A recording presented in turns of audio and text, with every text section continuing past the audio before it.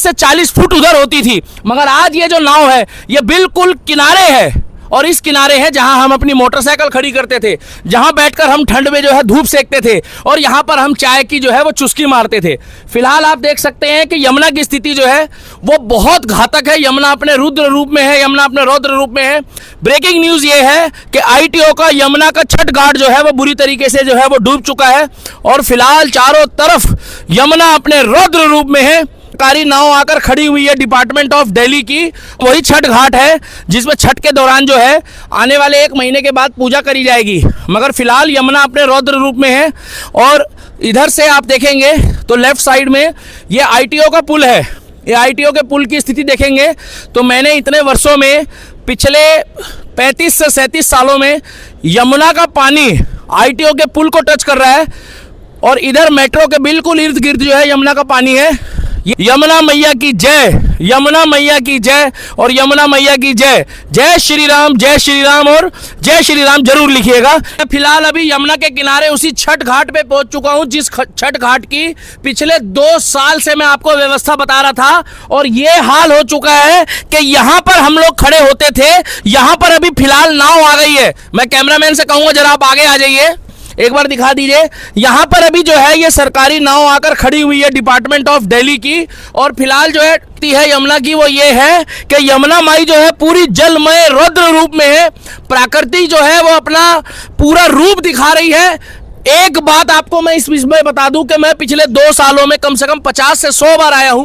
यहां पर एक संस्था काम करती है जो बिल्कुल उस झंडे के आगे बैठकर यमुना आरती करती है। पन्नी, कूड़ा, करकट, जिस समय केजरीवाल कहता था कि दिल्ली का मैं बेटा हूं, दिल्ली की गद्दी का मैं मालिक हूं, उस समय यमुना की सफाई में केजरीवाल ने कोई साथ नहीं दिया। मगर फिलहाल वो संस्था दोबारा पूजा करने यहाँ आई हुई है, दोबारा यहाँ इतनी तेज बारिश में भी और इतना पानी भरने के बाद भी। पंडित जी शुभ नाम क्या आपका? अशोक उपाध्याय। अशोक उपाध्याय जी, सालों से आप पूजा कर रहे हैं? ये तो आरती हम 3 साल से लगातार कर रहे हैं, प्रतिदिन कर रहे हैं। और सेवा यमुना की जो आपकी संस्था कर रही है 20 साल हो गए। 20 साल से कर रही है। तो इतना पानी जो आया है, मतलब मैं ये नहीं कह रहा पहले कभी नहीं आया, मगर फिर भी बहुत ज्यादा पानी आ गया। देखिए सबसे बड़ी बात है, कम बारिश में इतना पानी आ गया। दिल्ली के लिए यमुना एक पहेली बन गई है, तो ये सबसे बड़ी बात है। इसका कारण भी पता चले। देखिए 22 किलोमीटर के अंदर 3 बैराज हैं हाँ। और तीनों बैराज में कोई भी आदमी पता कर सकता है 1 घंटे के बाद कितना पानी रिलीज हुआ, मगर इन तीनों घाटों पे कोई ऐसी व्यवस्था है नहीं है। और इसको मैं इस नई सरकार को दोष नहीं दूंगा, क्योंकि अभी ये नई है। मरी जो पिछली सरकारें जो 10 साल रही, जो 15 साल रही, उन्होंने 27 साल पिछले बीजेपी का यहाँ राज नहीं रहा है दिल्ली में। तो ये उन सरकारों का दोष आज यहाँ की गरीब जनता भोग रही है। मगर फिर भी रेखा गुप्ता जी को काम करना चाहिए। हम आशा करते हैं कि वो काम करे जितना उनसे हो सकता है। वो काम कर रही हैं, उनकी टीम लगी है सबसे बड़ी लोगों को बचाने में, लोगों को सुविधा पहुंचाने में, उनको वो अपने स्तर पे लगी हैं। और मर एक सबसे बड़ी बात है, जो वैज्ञानिक लोग कहते हैं कि दिल्ली में की जो यमुना में है 7 फुट की गाद जमी हुई है, कि यमुना में 7 फुट का गाद जमा है। दिल्ली में कम से कम इसके ऊपर 10 पुल बने हैं। और फिलहाल पंडित जी मैं आपको एक दरखास्त करना चाहूंगा, महत्वपूर्ण विषय है, मैं बताना चाहूँ। आज गणेश चतुर्थी में लोग विसर्जन कर रहे हैं, तो यमुना में दूरी बनाए रखे तो कैसा रहेगा, आपको जानकारी दे दूं। कल हरिद्वार में एक व्यक्ति जो है यमुना के किनारे, गंगा के किनारे खड़े होकर, टोपी वाला व्यक्ति वायरल हो रहा है, आप लोगों ने देखा होगा, जिसका पैर फिसल गया और गंगा उसको तैरना नहीं आता था। पीछे से कैमरे से लोग चिल्ला रहे बचाओ बचाओ बचाओ, मगर कोई गंगा में नहीं कूदा। फिलहाल इतने रौद्र रूप है, लोग गणेश विसर्जन में जा रहे हैं, छोटे छोटे बच्चे जा रहे हैं, महिलाएं जा रही है, बुजुर्ग जा रही है। आप उनको क्या संदेश दोगे? इतना पानी रौद्र रूप में है। मैं उनसे यही संदेश दूंगा, अपने घर में टब बाल्टी में रखो, उसमें गणेश जी को विसर्जन 2 दिन में ऑटोमेटिक मेल्ट हो जाएगा, वो अपने आप बढ़ जाएगा। और उस मट्टी को किसी पेड़ को दे दो, फिलहाल जो यमुना की स्थिति है वो इतना रौद्र रूप है कि अगर आप यमुना के किनारे गणेश विसर्जन के लिए आएंगे तो आपको अपनी मौत को बुलावा ना देना पड़े, क्योंकि पानी का बहाव यहां तक इतना तगड़ा है। मैं कहना चाहता हूं कि जो वो तिरंगा झंडा लगा, एक बार कैमरामैन दिखा दीजिए, ये जो तिरंगा झंडा लगा है वहां तक लगभग 6 से 7 फुट पानी तो वहां तक पहुंच गया है। 8 फुट है। 8 फुट पानी, 8 फुट पानी है। 8 फुट पानी है। यही ये पंडित जी बैठ के पूजा करते रहे। आज इन्होंने अपना जो है यहाँ पर पूरा व्यवस्था करी है पूजा की। एनजीओ की एक बार इधर दिखा देखिए, इन्होंने व्यवस्था कर दी है। ये सनातन पद्धति की मतलब शक्ति है कि आप बारिश कर लो, आंधी आ जाए, तूफान आ जाए, मगर सनातनी पंडित जी की तरह जो व्यक्ति है इस दुनिया में आज भी धरातल में,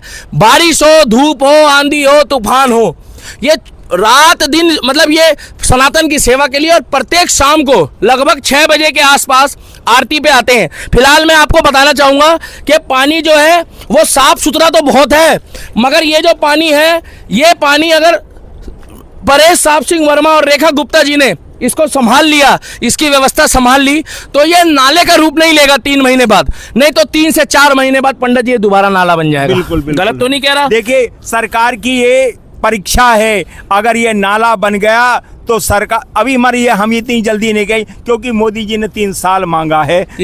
3 साल मांगा है, तो हाँ, मरी स्थिति वैसी ना हो जाए जैसे जब इन्होंने फरवरी में सरकार संभाली थी, वैसी स्थिति ना हो जाए। तो फिलहाल मैं कैमरामैन को कहूंगा 2 मिनट के लिए जरा आप इधर आ जाओ। ये नाव बंधी हुई है और यहाँ पर आप देख सकते हैं ये नाव है, और इसी नाव में मैं अभी बैठ गया हूँ। मेरा वजन भी झेल पा रही है, नाव बहुत भारी है, मतलब कई 100 किलो की है।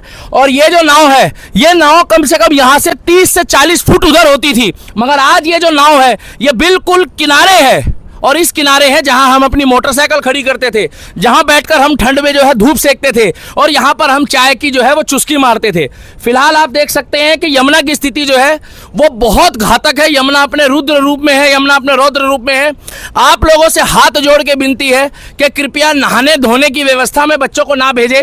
यमुना किनारे ये स्थिति है कि लगभग 1 मंजिल से ऊपर पानी आ गया है, जहां पर निचला इलाका है यमुना के किनारे, जो यमुना खादर जिसको बोला जाता है।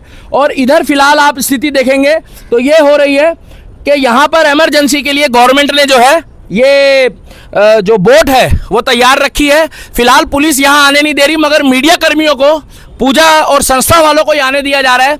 मेरा मकसद ये है कि गणेश चतुर्थी में आप लोग जितने भी अब गणेश विसर्जन के लिए निकल रहे हैं, प्लीज़ पानी से दूर रहिए, अपने बच्चों को भी दूर रखिए, कोशिश करिए अपने घर पे ही विसर्जन करिए, और अगर आसपास में कहीं जा रहे हैं तो सावधानी रखिए।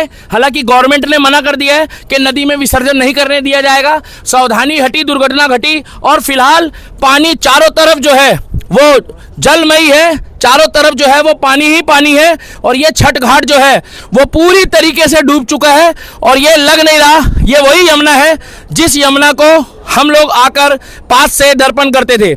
आप लोग वीडियो पर सुझाव दीजिएगा कि यमुना की स्थिति कैसी है। अब पीछे देख सकते हैं कि दिल्ली का यमुना का जो घाट है वो पूरी तरीके से डूब चुका है। आप देखेंगे ये वही छठ घाट है जिसमें छठ के दौरान जो है आने वाले 1 महीने के बाद पूजा करी जाएगी, मगर फिलहाल यमुना अपने रौद्र रूप में है। और इधर से आप देखेंगे तो लेफ्ट साइड में ये आईटीओ का पुल है। ये आईटीओ के पुल की स्थिति देखेंगे तो मैंने इतने वर्षों में, पिछले 35 से 37 सालों में, यमुना का पानी आईटीओ के पुल को टच कर रहा है, और इधर मेट्रो के बिल्कुल इर्द गिर्द जो है यमुना का पानी है। ये आप देख सकते हैं, ये सीढ़ियाँ जो है लगभग 10 से 12 फुट ऊंची है, मगर पानी जो है छठ पूजा समिति दिल्ली प्रदेश आईटीओ के पूरा चारों तरफ यमुना जलमग्न है। यमुना अपने रौद्र रूप में है, और आईटीओ ब्रिज को यमुना का पानी अभी टच कर रहा है। फिलहाल बादल की स्थिति ये है कि अभी भी बारिश जो है बहुत जोरों से हो रही है, फिलहाल हल्की है। तो आप लोगों को मैं यही अपडेट देना चाहूँगा कि आईटीओ के पुल में मैं फिलहाल हूँ, और यमुना अपने रौद्र रूप में है। यमुना में चारों तरफ जिधर आपकी निगाहें पड़ेगी दिल्ली में, वहाँ चारों तरफ यमुना का पानी ही पानी है। आप लोग पानी से अभी फिलहाल दूर रहिए। गणेश विसर्जन जो है हो सके तो अपने घर में ड्रम में या बाल्टी में छोटा गणेश हो, और उसको 1 या 2 दिन बाद जो उसके मिट्टी है वो गमलों में या पौधों में डाल दें, और जो उसमें अंदर से जो कुछ लकड़ी या कुछ सामान बचा है उसको आप आकर ये यमुना घाट के किनारे और छठ पूजा के घाट के किनारे जो गवर्नमेंट द्वारा बॉक्स बनाए गए उसमें आप डाल सकते हैं। यमुना में विसर्जित ना करें। तो चारों तरफ आप देखेंगे तो यमुना जो है फिलहाल वो अपने रौद्र रूप में है। ब्रेकिंग न्यूज़ ये है कि आईटीओ का यमुना का छठ घाट जो है वो बुरी तरीके से जो है वो डूब चुका है, और फिलहाल चारों तरफ यमुना अपने रौद्र रूप में है। यमुना अपने रौद्र रूप में है। वीडियो पर लाइक कमेंट और शेयर करिएगा, अपने सुझाव बताइएगा। और जितने भी मेरे सनातनी भाई हैं जो यमुना माई को पूछते हैं, यमुना मैया की जय, यमुना मैया की जय और यमुना मैया की जय। जय श्री राम और जय श्री राम जरूर लिखिएगा। यमुना मैया आप सभी की मनोकामनाएं पूर्ण करे। मैं दिल्ली का दीपक आप लोगों को ऐसी ब्लॉग से जानकारी देता रहूंगा। यमुना मैया की जय जरूर लिखें और जय श्री राम जरूर लिखें।